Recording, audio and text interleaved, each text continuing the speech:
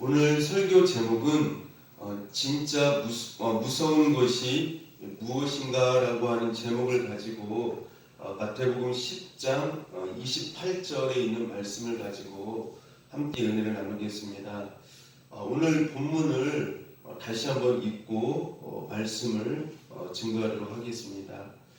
몸은 죽여도 영혼은 능히 죽이지 못하는 자들을 두려워하지 말고 오직 몸과 영혼을 능히 지옥에 멸하실 수 있는 이를 두려워하라 라고 말씀을 하고 있습니다. 세상에는 두려운 일들이 참 많이 있습니다. 죽음에 대한 두려움이 있습니다. 또한 혹시 무서운 병에 불치병에 걸려 있지는 않나 하며 초조하게 검진 결과를 기다리기도 합니다. 또는 지금 하고 있는 사업이 실패하지는 않을까, 또는 파산하지는 않을까, 죄 지은 사람은 그 죄가 들통나지는 아니할까, 또한 자동차 사고가 나지 않을까, 애인이 배신하지 않을까, 직장에서 쫓겨나지 않을까, 은행 적금을 누가 빼내가지는 않을까, 아이들이 말씀 안에서 은혜로 잘 자랄 수 있을까. 우리는 여러 가지들을 이렇게 걱정하면서 두려워하면서 셀 수 없을 정도로 고민하면서 살아가는 것을 볼 수가 있습니다. 그런데 우리가 인생을 살아가면서 신앙생활을 하면서 진짜 두려운 것들이 있음을 성경에서 말씀해 주고 있습니다. 오늘 본문은 이 사실을 우리에게 말씀을 통하여서 정확하게 말씀해 주고 계시다라고 하는 것입니다. 첫 번째로 진짜 두렵고 무서운 것이 무엇인가? 첫 번째로요, 몸이 죽는 것보다 영혼이 죽는 것이 더 무서운 일이라고 우리 예수님은 말씀을 하고 계십니다. 물론 육신이 죽는 것도 정말 무섭고 두려운 일입니다. 죽음은 모든 관계를 다 단절시켜 버리기 때문입니다. 사형수들이 사형장으로 갈 때 죽음에 대한 그 공포와 두려움 때문에 1초라도 더 살고 싶어서 어떻게 가는지 아십니까? 갈직자로 걸어간다고 합니다. 하늘 한 번 보고 땅 한 번 보고 그러다가 실족하여 넘어지면 일어나면서 하는 말이 어메네, 하마터면 죽을 뻔했네, 이런 말을 하기도 한다고 합니다. 그러나 이런 육신의 죽음도 굉장히 무섭고 두려운 것이지만 더 두려운 죽음이 있는데 오늘 우리 예수님께서 말씀을 하십니다. 영혼의 죽음이 더 무섭고 두려운 것이다 라고 말씀을 하고 있습니다. 자, 그러면 왜 육신의 죽음보다 영혼의 죽음이 더 두려울까요? 육신의 죽음은 몸과 영혼이 분리되어지는 것을 말합니다. 다시 말씀드리면 육신의 죽음은 몸과 영혼이 끊어지는 것을 의미합니다. 그러나 영혼의 죽음은 나의 영혼과 하나님이 분리되어지는 것을 의미합니다. 다시 말씀드리면 나의 영혼과 하나님과의 관계가 끊어지는 것을 가리켜서 영혼의 죽음이다, 또는 영적 죽음이다, 이렇게 말을 합니다. 그러므로 영혼의 죽음은 하나님과 분리되어지고 나누어지는 것이기 때문에 너무나도 무서운 것이라고 하는 것입니다. 따라서 영혼이 죽어서 영적으로 죽은 사람은 세상적으로는 움직이고 행동하고 말을 하지만 영적으로는 전혀 반응하지 않습니다. 영적으로는 전혀 행동하지 않습니다. 영적으로 전혀 말을 하지 않습니다. 뿐만 아니라 영적으로도 생각을 하지 않습니다. 왜 그럴까요? 그 이유는 그 사람의 영혼이 죽었기 때문에 영적으로 전혀 반응하지 않는다라고 하는 것을 말씀을 해주고 있습니다. 영혼이 죽은 사람은 이 세상에서 부유하고 화려한 삶을 산다 할지라도 진정한 소망이 없는 사람이다라고 말씀을 하고 있습니다. 미래에 대한 소망이 전혀 없는 사람이라고 성경은 말씀을 하고 있습니다. 왜 그럴까요? 영혼이 죽은 사람은 하나님과 나와의 그 관계가 끊어진 관계라고 하였습니다. 하나님과 나 사이에 끊어진 그 사이에 무엇이 들어오겠습니까? 어둠의 영이, 사단이 그 안에 그 사람의 중심 가운데, 마음 가운데 들어오게 되어진다고 하는 것입니다. 그래서 하나님이 주신 평안을 다 빼앗아갑니다. 하나님이 주신 그 은혜와 기쁨과 하나님이 주신 그 감격을 이 사단이 다 빼앗아가요. 그리고 마귀가 주는 열매가 있는데 그 마귀가 주는 열매가 그 속에서 역사하게 되어진다고 하는 것입니다. 그래서 이 마귀가 주는 것이 무엇입니까? 불안과 염려와 걱정과 또 그 마음속에 큰 번뇌가 있게 되어진다고 하는 것이죠. 그래서 두려움 가운데, 걱정 가운데, 염려 가운데 그 인생을 살아가게 되어진다고 하는 것을 말씀을 해주고 있습니다. 그렇기 때문에 이 영적인 죽음이 얼마나 우리에게 고통스럽고 힘든 것인가를, 또 비참한 것인가를 성경은 우리에게 말씀해 주고 계시다라고 하는 것입니다. 뿐만이 아니죠. 이 영적인 죽음은 하나님과의 관계가 끊어졌기 때문에 하나님께서 그 사람에 간섭하지 않으세요. 무관심하십니다. 하나님께서 그를 만져주시지 않으세요. 함께하지 않으세요. 그렇기 때문에 그가 그 인생에서 이 세상을 살아갈 때에 어려운 일을 만날 때는, 힘든 일을 만날 때마다 자기 자신의 힘으로, 능력으로 살려고 하기 때문에 이 세상의 삶을 살아갈 때에 끊임없이 계속해서 넘어지고 수렁에 빠지게 되어지고 어려움이, 그 환난이 그 가운데 계속해서 찾아오게 되어진다라고 하는 것을 말씀을 해주고 있습니다. 하나님과의 관계가 끊어진 사람은 그뿐만이 아니죠. 하나님과의 관계가 끝났기 때문에, 끊어졌기 때문에 결국 마지막이, 그 마지막이 어디로 가게 되어집니까? 영원히 꺼지지 않는 불, 지옥불에 들어가게 되어진다라고 하는 것입니다. 그래서 우리가 정말 무서운 죽음이 뭐냐? 육신적인 죽음도 정말 무서운 것이지만 영과 육이 나누어지는, 영과 육이 분리되어지는 그 육신적인 호흡이 멈춰지는 그 죽음도 무서운 죽음이지만 그것보다 더 무서운 죽음은 하나님과 나와의 관계가 끊어짐으로 말미암아 내 영혼이 죽게 되어지는 영적인 죽음이 가장 무서운 죽음이라고 하는 사실을 우리는 알아야 합니다. 그러므로 여러분들, 우리가 어떠한 그러한 삶을 산다 할지라도, 어려움이 있다 할지라도 하나님과의 관계가 끊어지지 않기를 축복합니다. 복이라고 하는 것은 하나님과의 관계가 잘 되어진 사람, 하나님과 가까이 지내는 사람, 하나님과 바른 관계가 되어지는 사람, 이것을 가리켜서 바로 복 있는 사람이다, 이렇게 말씀을 하고 있죠. 그래서 여러분들, 우리가 하나님 앞에서 하나님과의 관계가 어떠한 관계에 있는지 여러분과 하나님과의 관계를 좀 깊이 살펴볼 수 있기를 바랍니다. 예수님께서 영혼이 죽은, 영적 죽음에 대하여서 여러 곳에서 말씀을 하셨습니다. 특별히 마태복음 8장 22절에 보면은요, 예수님께서 이런 말씀을 하십니다. 예수께서 이르시되 죽은 자들이 그들의 죽은 자들을 장사하게 하고 너는 나를 따르라 하시니라. 이 말씀에 보니까요, 죽은 자들이 그들의 죽은 자들을 장사하게 하고, 여기서 이 죽은 자들이라고 하는 이 말씀이 두 번 반복적으로 나와 있는 것을 볼 수가 있습니다. 여기서 첫 번째 예수님께서 죽은 자들이라고 하는 자들은 어떤 사람들을 말하는 것입니까?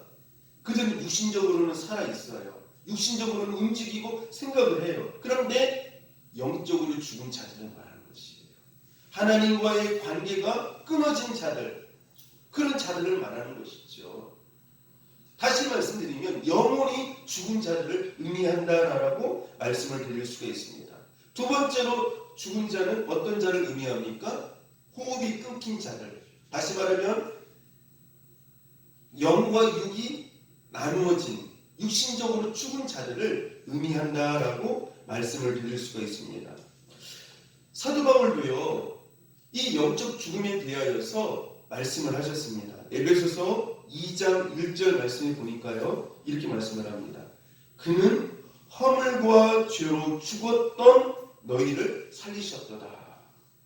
허물과 죄로 어떻게 되었다고요? 죽었다라고 말씀을 하고 있어요. 그러니까 죄는 하나님과 나 사이를 어떻게 만듭니까? 나누어지게 만들잖아요. 하나님과 나와의 관계를 끊어지게 만들어요. 그래서 허물과 죄로 말미암아 우리가 영적으로 죽었다라고 말씀을 하고 있습니다. 그래서 이 영적으로 죽었던 우리를 어떻게 하게 하셨다는 거예요? 다시 살리셨다라고 하는 것이죠. 이 살리셨다라고 하는 이 말씀은 무엇을 의미하는 것입니까? 가장 첫 번째가요, 하나님과 나와의 관계가 끊어졌는데 깨어지고 그 끊어진 관계, 그러므로 말미암아 영적인 그 영혼의 죽음을 가지고 있었던 나에게 주님이 찾아와 주셔서 하나님과 나와의 관계를 어떻게 하셨다라는 거예요?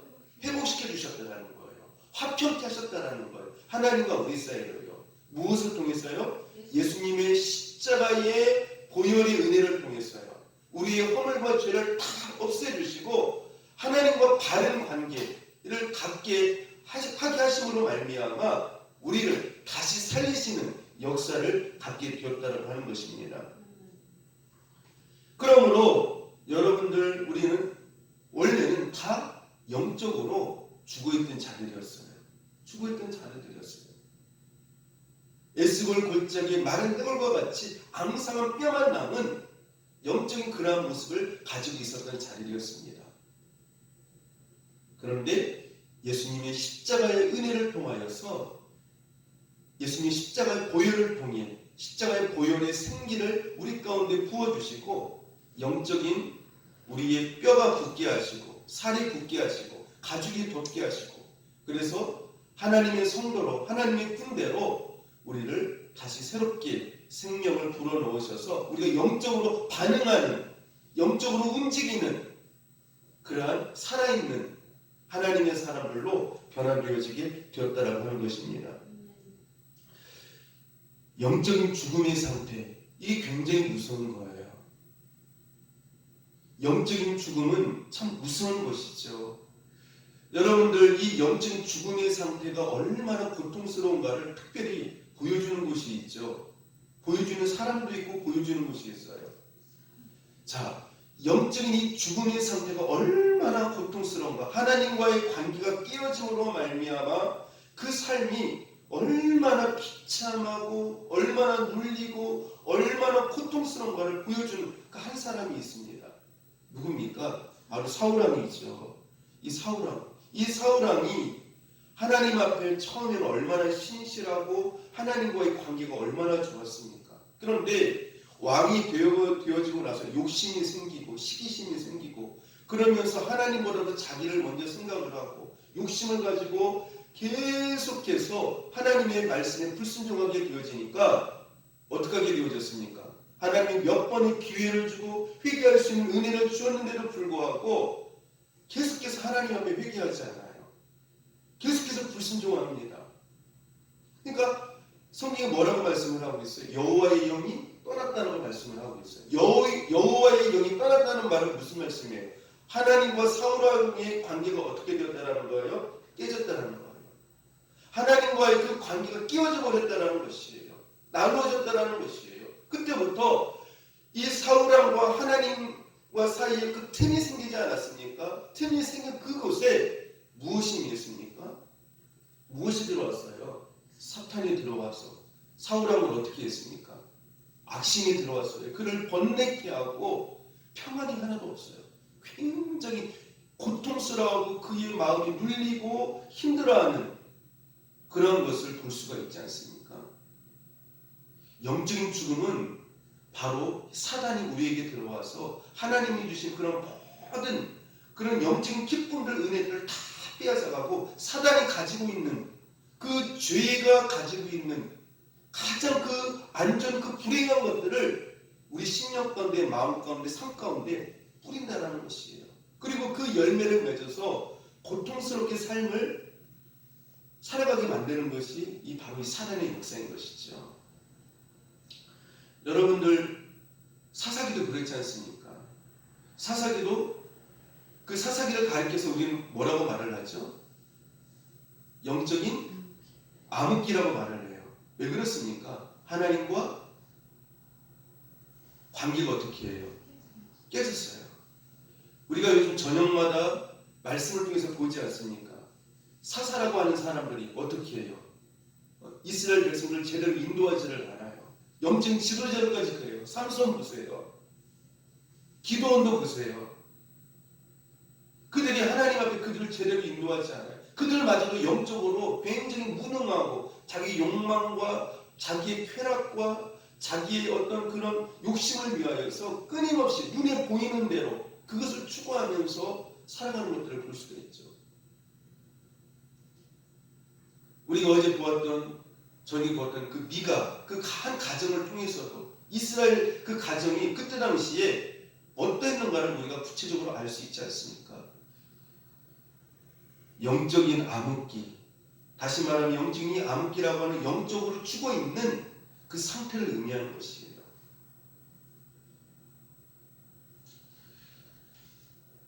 여러분들 하나님 앞에서 한번 여러분 자신을 잘 살펴볼 수 있기를 바랍니다. 잘 살펴볼 수 있기를 바라요. 여러분들 예수님의 제자 중에도 보면은 영적인 죽음의 삶을 살아가고 있던 한 사람이 있죠. 누구였습니까? 가룟 유다였죠. 제자 가룟 유다였어요. 가룟 유다는 겉으로 볼 때는 예수님의 제자이고 예수님을 따라다니며 말씀대로 사는 사람인 것처럼 보였지만 그 사람의 속과 중심은 예수님과 분리된 삶이었고 예수님을 믿지 않고 자기 욕심과 이익을 추구하며 살아가는 영적 죽음의 삶이었음을 성경에서 말씀해 주고 있습니다. 결국 그는 어떻게 하게 되어졌습니까? 결국 그는 사단이 준 그 마음을 따라서 살아감으로 말미암아 사단이 준 그 마음에 따라서 자살하게 되어졌고 비참하게 인생을 마무리하게 되는 것을 볼 수가 있습니다. 따라서 영적 죽음, 다시 말하면 영혼의 죽음은 하나님이 나에게서 분리되어지고 떠나는 것, 하나님과 나와의 관계가 끊어지는 것이기 때문에 이것은 굉장히 무서운 죽음이라고 하는 사실을 우리는 알아야 합니다. 또한 영적 죽음은 그 사람에게 사울왕처럼 엄청난 번뇌와 눌림과 고통과 비참한 결과를 가져다 주고 그 마지막까지도 그 인생이 비참하게 끝날 수 있다라고 하는 것을 이 영적 죽음을 통하여서 우리에게 보여주고 있습니다. 따라서 우리가 인생을 살면서 가장 민감하게 생각해야 할 것이 무엇이냐? 하나님과 나와의 관계가 끊어지지 않도록 그것을 늘 민감하게 확인하고 또 그것을 살펴야 되고 조심해야 된다고 하는 것입니다. 그래서 우리 하나님의 말씀대로 살지 아니함으로 말미암아 하나님과의 관계가 끊어지지 않도록 여러분들 하나님 앞에서 경건하게 순종하면서 살아갈 수 있기를 바랍니다. 두 번째로 어떤 것이 무섭느냐? 따라서 해봅시다. 육신에 병든 것보다 영혼에 병든 것이 더 무섭습니다. 육신이 병든 것보다 영혼이 병든 것이 굉장히 더 무서운 거예요. 우리가 그걸 알아야 돼요. 사람이요, 육신을 가지고 살아가면서 생명 다음으로 중요한 것이 무엇입니까? 건강이에요. 그러므로 건강은 인생의 재산이요, 가장 큰 축복입니다. 그래서 사람들은 건강을 지키려고 얼마나 많은 애를 쓰는지 모릅니다. 좋은 것들을 먹으려고 하고요, 또 좋은 약들을 먹으려고 합니다. 또 그리고 휴가도 적절히 이렇게 보내면서 적당한 수면과 또 여러 가지들을 운동들을 하면서 자기 몸을 잘 관리하는 것들을 볼 수가 있습니다. 그런데 참 안타까운 것이 무엇이냐면요, 많은 사람들이 이렇게 육신의 건강에 대하여서는 민감하고 엄청난 관심을 가지고 여러 가지 정보를 통해 육신의 건강을 지키려고 하지만 정말 중요한 영적 건강에 대하여서는 별로 관심도 없고 영혼의 건강이 좋지 않아도 그대로 내방쳐두는 그런 경우가 얼마나 많은지 모릅니다. 우리가 육신의 건강도 잘 지켜야 되지만 신앙의 영혼의 건강은 더 중요하기 때문에 신앙의 영혼의 건강을 잘 지킬 수 있기를 축복합니다. 축복이 뭘까요? 축복이 무엇입니까? 내 신앙의 건강이 좋은 것이 축복이에요. 내 믿음의 영혼의 건강이 좋은 것이 축복이라고 하는 것입니다. 우리가 육신적으로 건강이 좋지 않을 때 몸에서 뭐가 옵니까? 신호가 오죠. 그죠? 통증을 통해서, 아픔을 통해서 신호가 와요. 마찬가지로 우리가 영적으로 좋지 않을 때 신호가 옵니다. 영적인 건강이 좋지 않을 때요. 신호가 와요. 그때 여러분들 빨리 내 영혼의 그 약한 부분을, 병든 부분을 어떻게 됩니까? 예수님을 통해서, 말씀을 통해서 치유받고 회복되어짐으로 말미암아 건강이 회복되어져야만 돼요. 자, 그러면 우리가 영혼이 병들었을 때 신호가 오지 않습니까? 근데 신호가 올 때 가장 먼저 어디부터 신호가 올까요? 어디부터요? 우리가 영혼이 병들 때요, 영혼이 아플 때 어디부터 신호가 옵니까? 우리 마음에서부터, 우리 생각에서부터 신호가 와요. 어떻게 신호가 옵니까? 어떻게 신호가 와요? 첫 번째는 뭐냐면요, 주일날 예배 드리는 것이 힘들어요. 부담스러워요. 더 나가면은, 거기서 더 나가게 되어지면 짜증나요. 짜증나요. 힘들게 느껴져요. 이게 주일날을 잘 못 지키는 그 자체가 이미 어떻게 되어졌다는 거예요? 병들었다는 거예요. 하나님을 향한 그 마음이 병들었다는 거예요. 병들었다는 것이. 그래서 가장 먼저 중요한 것이 무엇이냐면요, 우리가 병들었을 때에 가장 먼저 찾아오는 것이 하나님 앞에 주일날 예배드리는 것이 무거워요. 고통스러워요. 예전에는 하나님을 기쁘시게 하는 것이 자기의 기쁨이었는데 지금은 그렇지 않아요. 하나님을 기쁘시게 하는 것이 더 큰 고민이고 큰 부담이에요. 그리고 내 마음대로, 내 생각대로 나를 기쁘게 하는 것이 자기 인생의 목적이고 목표라고 하는 것이죠. 두 번째는 뭐냐? 하나님 앞에 헌금 드리는 것이 부담스럽고 힘들게 느껴져요. 예전에는 예수님의 십자가의 은혜만 생각을 하면 내 생일을 다 드린다 할지라도 하나님 앞에 어떻게 해요? 죄송하고 하나님 앞에 그 무엇으로 그 은혜를 못 갚는다라고 고백을 했는데 이제는 뭐 그것은 관두고요. 주일날 예배 드리는 것 그것은 관두고요. 무엇입니까? 시댁조는 관두고요. 주정훈금, 주일날 예배 드리는 거 마저도요. 아깝고 내가 이거 어떻게 해서 버는 건데, 내가 이렇게 땀을 흘려서 버는 건데 하나님의 은혜를 다 잊어버리게 되어져요. 하나님의 그 십자가의 그 놀라운 그 감격을 다 잊어버리게 되어져요. 그리고 오로지 누구만을 생각하게 되어집니까? 자기만을 생각하게 되어지고 자기 욕심만을 생각하게 되어져요. 그러니까 어떻게 하게 되어집니까? 헌금 드리는 것이 굉장히 아까워요. 힘들어요. 그 다음에 또 무엇일까요? 일주일 내내 살면서 그 사람의 삶을 보면은요, 일주일 가야 성경 한 장을 제대로 읽지를 않아요. 그만큼 하나님을 어떻게 한다는 거예요? 사랑하지 않는다는 거예요. 사랑하지 않는 거예요. 여러분들 집에서, 가정에서요, 부부간에 또는 부모와 자녀간에 일주일 내내 말 한마디 없다고만 생각을 해보세요. 어떨 것 같습니까? 네? 어떨 것 같아요? 너무 힘들지 않겠습니까? 부부간에 말 한마디 없다고 한번 생각을 해보세요. 자녀가 부모한테 말 한마디 일주일 내내 안 한다고 한번 생각을 해보세요. 얼마나 힘들겠어요. 너무나 고통스러운 것이죠. 뭔가 부모와 자식 간에 또 부부 간에 문제가 있다라고 하는 것이죠. 하나님의 말씀을 읽지 않고 기도하지 않는다. 하나님과 나 사이에 문제가 있는 거예요. 하나님께 향한 그 사랑이 식어진 것이죠.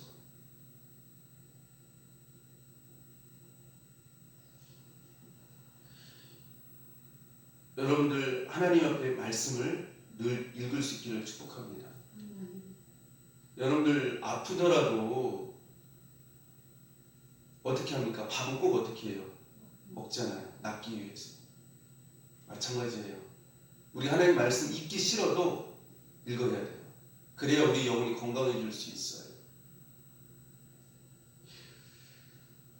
일주일 내내 가야 성경 한 장을 안 읽어요. 또 일주일 내내 가야 하나님하고 한적한 곳에서, 조용한 곳에서 하나님과 영적인 교제를 단 한 번도 하지 않아요. 하나님과 영적인 교제를 나누지 않습니다. 이 세 가지는 신앙생활의 가장 중요한 기본인데, 이것이 제대로 되어지지 않는다면 영적으로 영혼이 많이 병든 거예요. 많이 병든 거예요. 하나님은 성도들이 영적으로 영혼이 건강하기를 매우 원하십니다. 여러분들 제가 부탁하고 싶어요. 뭐냐면 육신적인 건강도 우리가 잘 살피고 또 민감하게 생각하고 그 정보를 잘 알아서 우리가 건강한 생활을 유지해야 되겠지만, 그것보다 더 중요한 것, 어떤 건강이요? 신앙의 건강, 영적인 건강, 영혼의 건강을 더 중요하게 여기시고 그 부분에 더 민감할 수 있기를 축복합니다. 그게 하나님의 사랑이에요. 영혼이 건강해야 돼요. 신앙이 건강해야 돼요. 한마디로 말하면 어떤 사람이 건강한 사람입니까? 바로 성령이 충만한 사람이 바로 건강한 사람이다 라고 말씀을 드릴 수가 있습니다. 세 번째로 따로 세웁시다. 재물, 명예를 잃는 것보다 신앙을 잃는 것이 더 무서운 일입니다. 재물, 명예를 잃는 것보다 신앙을 잃는 것이 더 무서운 것이라고 하는 것이에요. 돈은 꼭 필요한 것입니다. 참으로 필수 불가결한 수단입니다. 어떤 의미에서 세상에서 돈 가지고 안 되는 일은 거의 없습니다. 그래서 돈을 많이 벌려고 얼마나 노력합니까? 돈이 얼마나 좋은가 하면 귀신도 지나가다가 돈을 보면 너무 좋아서 깜짝 놀라라고 하는 그런 말이 있습니다. 그런데 이런 돈을 사기당하고 부도당해서 잃어버렸다고 한번 생각해 보세요. 얼마나 속상하고 미칠 일입니까? 그래서 어떤 사람은 돈 잃고 나서 생명까지 끊는 그러한 경우도 있습니다. 사람들이 싸우는 대부분의 많은 이유도 무엇 때문에 싸웁니까? 돈 때문에 싸우는 경우가 많아요. 그런 경우가 대부분이에요. 그러나 아무리 돈을 많이 소유하고 움켜쥐었어도 따라서 합시다. 믿음이 손해봤다면 그것도 축복이 아닙니다. 아무리 돈을 많이 소유하고 움켜쥐었어도 믿음이 손해봤다면, 신앙이 손해봤다면 그것은 축복이 아니라는 거 명심하시기를 바랍니다.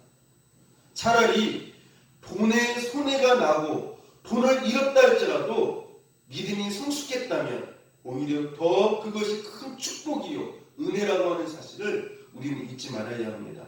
왜냐하면 믿음이라고 하는 것은 하나님과의 무엇이에요? 하나님과 관계를 말해주는 것이에요. 하나님과의 관계. 하나님과의 관계를 지속적으로 갖게 해주고, 이 믿음이 없이는 누구를 기쁘시게 할 수 없다고 했습니까? 하나님을 기쁘시게 할 수가 없어요. 그래서 이 믿음은 하나님을 기쁘시게 하는 것이에요. 뿐만이 아니라 여러분들 믿음이 있어야만 결국 어디에 가게 되어져요? 천국에 가게 되어지는 것이에요. 그래서 믿음을 잃어버리면은요, 돈을 잃어버린 것보다도 가장 최고의 내 인생에서 가장 최고의 보화를 잃어버리는 거예요. 믿음을 잃어버리면. 근데 많은 성도들이 믿음의 가치에 대하여서 잘 몰라요. 믿음이 얼마나 소중한 보화라고 하는 것을 잘 알지를 못해요.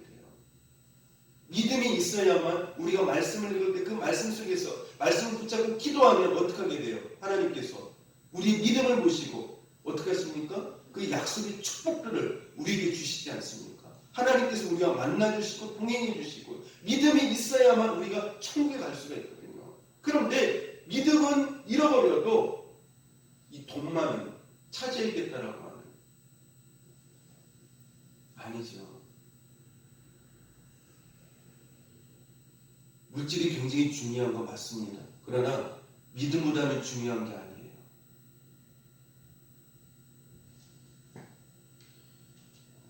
여러분들 천국에 갈 때까지 이 믿음의 부활을 잃어버리지 않기를 축복합니다. 그래서 재물, 명예를 잃는 것보다 신앙을 잃는 것이 무서운 것이라고 하는 사실을 우리는 잊지 말아야 됩니다. 우리가 성경에 보면 이 물질 때문에, 세상 것 때문에 믿음, 신앙을 잃어버린 사람들이 많이 나와요. 누구죠? 여러분 너무나도 잘 알잖아요. 가룟유다. 이 가룟유다는 겉으로는 예수님을 어떻게 했어요? 예수님을요. 네? 예수님 따라다녔고 말씀을 믿었어요. 그렇죠? 자, 근데 어디에 더 목적이 있었어요? 물질이에요. 그러니까 자기 인생에서 가장 소중한 것을 예수님께 두지 아니하고 누구한테 두었습니까? 누구한테요? 물질한테 두었어요. 그래서 그 물질을 가지기 위하여서 예수님을 팔았던 것들을 볼 수가 있어요. 또 한 사람 있죠. 아간이라고 하는 사람이잖아요. 아이성 전투에서 이스라엘이 전쟁에 패하게 됩니다. 근데 이 패하게 된 원인이 있어요. 그 전에 있던 여리고성 전투에서, 그 여리고성은 가나안 땅의 첫 번째 성이기 때문에 하나님께서 너희들이 그것을 차지할 때에 그 탈취한 그 재물들은 너희가 취하지 말고 여호와께 드리라고 했거든요. 그런데 거기서 아간이 어떻게 합니까? 하나님의 그 말씀보다도 재물의 욕심을 갖게 되어져서 거기서 어떻게 해요? 그 재물을 취하게 되어지죠. 그것 때문에 어떻게 하게 되어집니까? 이스라엘 백성들이 많이 죽게 되어지고 아이성 싸움에서요. 피하게 되어지는 것들을 볼 수가 있어요.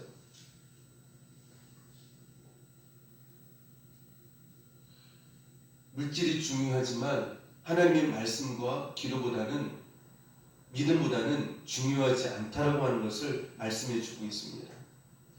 여러분 또 한 사람이 있잖아요. 에서. 그죠? 에서는 어떻습니까? 팥죽 한 그릇 때문에 영원한 축복인, 하나님의 영원한 축복인 무엇을요? 네? 영원한 축복인 그 장자권을 그냥 팔아버려요. 좀 한 것은 오늘날 영적으로 표현하면 무엇입니까? 우리가 잠깐 이 세상에서 먹고 살면서 살아가는 그러한 먹고 사는 문제들이라고 볼 수가 있겠죠. 그렇죠? 물론 그런 것들이 안 중요하다는 게 아니에요. 중요하죠. 우리가 유신적으로 먹고 사는 거 굉장히 중요해요. 그런데 정말 중요한 것이 무엇이에요? 그것보다도 중요한 것이 무엇입니까? 영원한 것. 하늘에 속하지 않은 영원한 하나님께서 중요하게 여기신 그것을 중요하게 여길 줄 알아야 된다라고 하는 것을 말씀해 주고 있어요. 그래서 우리가 인생을 살면서 중요한 것이 무엇이냐면요, 하나님께서 말씀을 통해서 무엇을 중요하게 여기시는가, 이게 굉장히 중요해요.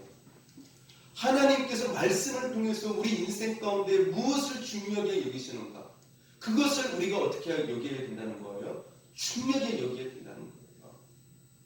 그것을 인생의 가장 최고의 가치로 여겨야 된다고 하는 것이에요. 그래서 신앙생활이라고 하는 것은 무엇이냐면요, 하나님께서 무엇을 중요하게 여기시는가, 그 말씀을 통해서 우리가 깨달아가는 것이죠. 그래서 그것을 내 인생이 가장 중요한 것으로 삼으면서, 목적으로 삼으면서 살아간다고 하는 것이죠. 근데 사람들은 그렇게 하지 않잖아요. 많은 신앙인들이 그렇게 하지 않아요. 하나님이 중요하게 여기는 것, 하나님이 제일 가치 있게 여기는 것을 가치 있게 여기지 아니하고, 중요하게 여기지 아니하고, 자기 욕심을 따라 자기가 중요하다고 여기는 그것에 목적을 두고 의미를 두고 어떻게 합니까? 그것을 따라가는 인생들이 너무나도 많다라고 하는 것이죠. 그래요, 안 그래요? 그렇죠. 제가 아까도 말씀드렸지만 오해할까봐 말씀드리는데, 이 세상 것이 안 중요하다는 것이 아니에요. 중요해요. 그러나 정말 중요한 것이 무엇인가? 하나님 무엇인가? 내 인생이 앞으로의 내 영원한 삶을 살기 위해서 하나님 앞에 영광, 하나님께서 주시는 인정과 칭찬을 받기 위해서, 멸관을 받기 위하여서 정말 내 인생에 있어서 정말 중요한 것이 무엇인가? 내 인생의 부하가 무엇인가? 하나님의 관점과 시각으로 보는 그 인생의 삶이 굉장히 중요하다고 하는 것이죠. 그래서 내가 중요한 것이 아니에요. 하나님이 중요하게 보시는 것이 중요하다고 하는 것이죠. 근데 많은 성도들이 하나님이 중요하게 여기는 것을, 귀하게 여기는 것을 중요하게 여기지 않고 귀하게 여기지 않아요. 그러니까 그 하나님께서 중요하게 여기는 것을 말씀을 통해서 알려줘도 어떻게 합니까? 그것에 목적을 두지 않아요. 그것에 방향을 두지 않아요. 그것에 삶의 목적을 두지 않습니다. 그러니까 헛된 삶이 되어지는 것이죠. 여러분들 신앙을, 믿음을 인생의 제일 큰 보화로 여길 수 있기를 축복합니다. 사도 바울은 그걸 알았잖아요. 하나님께서 가장 중요하게 여기시는 게 무엇인가 알았어요. 그래서 사도 바울은 그것에 인생의 진정 가치로, 보화로 여겼죠. 뭘로 여겼습니까? 무엇을요? 빌립보서 4장이 예수 그리스도를 아는 지식이 가장 어떻게 하고요? 고상하다라고 하는 것은 최고의 가치라고 하는 것이죠. 하나님께서 최고의 가치로 여기는 그 예수 그리스도를 자기 인생이 뭘로 여긴다는 거예요? 가장 중요한 인생의 가치로 여긴다라고 하는 것이죠. 그래서 사도 바울은 다른 것은 양보할 수 있었지만 예수 그리스도만은 절대 양보할 수 없었어요. 어떤 상황 가운데서도, 어떤 어려움 가운데서도 예수 그리스도만은 절대 양보하지 않았던 사람, 최고의 가치를 이루며 살았던 사람, 바로 이 사람이 바로 바울이라고 하는 것입니다. 네 번째로요, 중요한 것이 무엇이냐면요, 따라서 해봅시다. 사업의 실패보다 사명의 실패가 더 무섭습니다. 무엇의 실패보다 무엇이 더 어렵다고요? 무섭다고요? 사업의 실패보다 사명의 실패가 더 무섭다라고 하는 거 명심해야 돼요. 사업은 어떻게 보면 인생의 본업과 같습니다. 그러므로 사업이 성공하는 것은 참으로 큰 축복입니다. 반면에 사업에 실패하면 인생 자체가 실패된 것처럼 보입니다. 그러나 사업보다 더 중요한 본업이 있습니다. 그것은 우리가 하나님으로부터 받은 사명이라고 하는 것이에요. 그러므로 우리에게 있어서 사업보다 중요한 것이 사명이에요. 우리가 그걸 잊지 말아야 돼요. 사업의 실패보다 더 무서운 것이 뭐냐? 사명의 실패예요. 하나님이 주신 사명의 실패가 굉장히 무섭다라고 하는 것이죠. 사업의 실패는 우리 인생에서 육신을 가진 이 땅에서 한순간의 일이 될 수 있지만 사명의 실패는 따라서 봅시다. 영원한 실패가 될 수 있습니다. 명심해야 돼요. 사업의 실패는 물론 많이 힘들어요. 그것 때문에 고통스러워요. 때로는 죽고 싶을 정도로 힘들어요. 그러나 그거를 잘 극복할 수도 있고 이길 수도 있고요. 또 그렇게 안 된다 할지라도 우리는 하나님께서 주시는 영원한 성공을 가진 자들이기 때문에 우리는 그것으로 인하여서 염려하지 않습니다.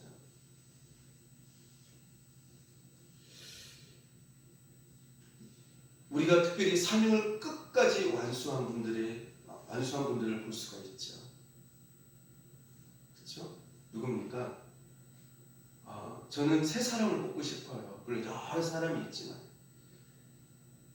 예수님이 사명의 자리에서 어떻게 하셨습니까?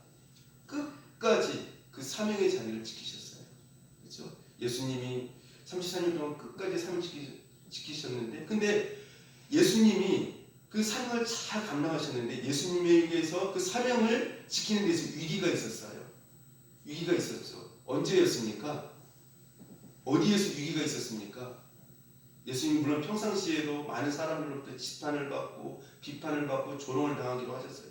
근데 예수님이 그 하나님 아버지의 사명을 감당하는 데서 큰 위기가 한 번 있었어요. 그래서 예수님도 그 사명을 감당하는 데 있어서 너무나도 힘들고 고통스러웠기 때문에 심지어 이런 기도까지 하지 않았습니까? 하나님 아버지 할 수만 있으면 이 십자가의 고난의 잔을 내게서 어떻게 해달라고요? 떠나가게 해달라고요. 너무너무 고통스러운 자리였거든요. 너무너무 힘든 자리였거든요. 그렇지 않습니까? 아버지의 뜻을 알아요. 그런데 그 길은 예수님도 인간의 육신의 몸을 가지고 계셨기 때문에 그리고 무엇보다도 예수님이 그 십자가의 고난을 감당하는 데 있어서 참 힘들었던 것이 무엇이냐면 물론 조롱받고 고통당하고 못 박히고 피 흘리고 창에 찔리고 가시가서 이것도 굉장히 힘든 것이었지만 정말 힘든 것은 무엇이었냐면은 모든 인류의 죄가 예수님께 옴으로 말미암아 하나님 아버지와 예수님과의 관계가 어떻게 돼요? 잠시이지만 끊어지는 분리되어지는 그것이 너무나 힘들었다고 하는 것이죠. 예수 믿는 사람은요 어떤 환경 때문에 힘들어하지 않아요. 실패하는 것 때문에 힘들어하지 않아요. 무엇 때문에 힘들어하느냐? 하나님과 나 사이가 분리되어지는 것, 끊어지는 것. 그것을 제일 고통스러워하고 괴로워하는 사람이 성도들이에요. 하나님 믿는 자녀들의 특징입니다. 그걸 제일 괴로워해요. 그 사명을 감당이 너무나도 예수님은 힘겨웠어요. 너무너무 고통스러웠어요.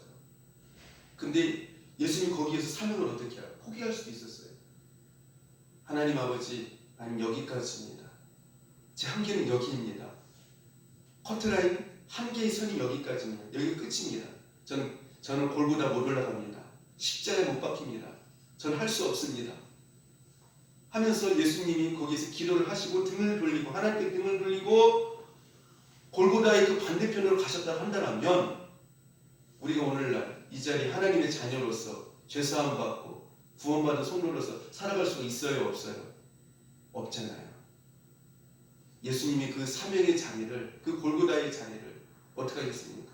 끝까지 십자가의 그 비참하게 죽는 그 자리에서도 아버지의 뜻을 이루시고 그 사명을 감당하셨을 때 하나님께서 그 예수님을 어떻게 하셨습니까? 하나님 우편에 영광 중에 앉히시고 또 우리를 하나님의 자녀로 우리 죄를 용서하시고 축복해 주시는 은혜로운 역사가 나타났다고 하는 것이죠. 여러분들 사명은 아무리 힘들어도 해야 돼요. 그 자리를 벗어나면 안 돼요. 아시겠죠? 아멘? 그게 바로 성교예요. 왜 내가 이렇게 헌신하는 축복 안 주십니까? 은혜 주시지 않습니까? 이렇게 마음은 안 돼요. 우리는 거기에 목적 있는 사람들이 아니에요. 어디에 목적 있는 사람들이에요? 하나님의 그 사명을 이루는 데에 목적 있는 사람들이에요. 나에게 목적 있는 사람들이 아니라고 하는 것이죠. 나의 축복과 내가 인생에서 어떤 큰 복을 받는 데에 목적 있는 사람들이 아니에요. 무엇을 이루는데요? 아무리 험난하고 협착한 존엄과 심지어 순교의 자리를 할지라도, 손가락질을 받는 자리를 할지라도 그 사명의 길을 끝까지 아버지의 뜻을 이루는 사람들이 바로 하나님의 사람들이라고 하는 것이죠. 사명이 실패하지 않기를 축복합니다. 사명이 실패하지 마세요. 그 다음에 여러분들, 제가 특별히 이 사명에 있어서 그렇게 힘든데도 불구하고 끝까지 완수했던 한 사람, 예전에 말씀했던 기억이 나요. 설교 시간에. 누구입니까? 전 모세를 말해주고 싶어요. 모세가요 40년 동안 그 광야에 있었을 때 얼마나 힘들었겠어요. 그렇습니까? 그렇습니까? 환경으로, 물론 하나님이 보호해 주시고 구름기둥 인도해 주시고 어쨌든 간에 거기는 광야가 아닙니까? 물 한 모금 나지 않은 곳이고요. 그리고 이스라엘 백성들이 어떻게 해요? 모세를 너무너무 고통스럽게, 너무너무 힘들게 해요. 얼마나 힘들었어요. 그런데 참 놀라운 것은 이스라엘 백성들은 자기들 조금만 힘들면 어떻게 해요? 뭐 물이 없다 싶으면 어떻게 해요? 우리가 애굽으로 가자 해가지고 자기들끼리 어떻게 합니까? 등을 돌리고 애굽으로 방향을 향해요. 그런데 놀라운 것은요, 모세는요 한 번도 애굽 쪽을 방향을 향한 적이 없어요. 그렇게 힘들고 어려운 일을. 우리 몇 년간 감당했습니까? 우리 몇 년간이요? 40년간이에요. 40년간. 그래서 여러분들 보면 모세가 40년 동안 그렇게 사역에 수고하고 헌신했는데, 이 땅에서 모세가 거기에 대한 그 수고와 그 상을, 멸류관을 받았어요? 못 받았어요? 네? 받았습니까? 못 받았습니까? 못 받았어요. 그냥 머리에 있어요. 그 40년 딱 마치고 비스가 산에서 어떻게 했습니까? 하나님께 모세를 데려갔어요. 그것으로 끝이에요. 그런데도 그 40년 동안을 어떻게 했어요? 꿋꿋하게 인내하면서 끝까지 그 사명을 끝까지 지켰던 것들을 우리가 볼 수가 있습니다. 여러분들 기분에 맞추어서, 여러분의 어떤 그 행복에 맞추어서, 어떤 여러분의 감정에 의하여서 사명을 감당하지 않기를 바랍니다. 하나님께서 맡겨주신 사명이라면 그것이 외로운 길일 수도 있고, 십자가 길일 수도 있고, 협착한 길일 수도 있고, 아무도 알아주지 않는 길일 수도 있고요. 많은 사람들 원망하고 힘들게 하는 그러한 자리일 수도 있어요.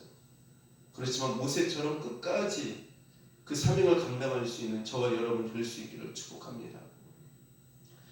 또 한 사람 말씀드리고 싶은 사람이 있어요. 사명을 끝까지 완수한 사람. 누구죠? 바울이죠. 바울이요, 우리가 사도행전에 보면은 예루살렘에 이제 들어가야 돼요. 예루살렘에 입성을 해야 됩니다. 그런데 예루살렘에 입성을 하려고 하면 먼저 성령님께서 알려주십니다. 바울에게 입성을 하면 그곳에 많은 환난이 있고 어려움이 있다, 고난이 있다, 상상 못한, 성령님께서 바울에게 알려주세요. 그리고 선지자들, 많은 믿음의 성도들이 말을 합니다. 예루살렘에 들어가면 사도 바울님, 당신 죽습니다. 당신 죽습니다. 당신 그러다가 거기에서 인생 끝날 수도 있습니다. 거기는 엄청난 환난이 있고 고난이 있습니다. 그러니까 거기에 그 예루살렘에 들어가지 마십시오. 들어가지 마십시오. 선지자들과 많은 믿음의 그 성도들이 사도 바울을 막아요. 막습니다. 근데 거기에 사도 바울이 뭐라고 말을 하는지 아십니까? 여러분이요, 왜 여러분들은 나를, 내 마음을 그렇게 힘들게 하십니까? 왜 나로 하여금 그렇게 마음을 고통스럽게 하십니까? 그것은 나를 기쁘게 하는 것이 아닙니다. 나는 이미 예수를 위하여서, 예수님을 위하여서 죽을 각오로 되어 있는 사람입니다.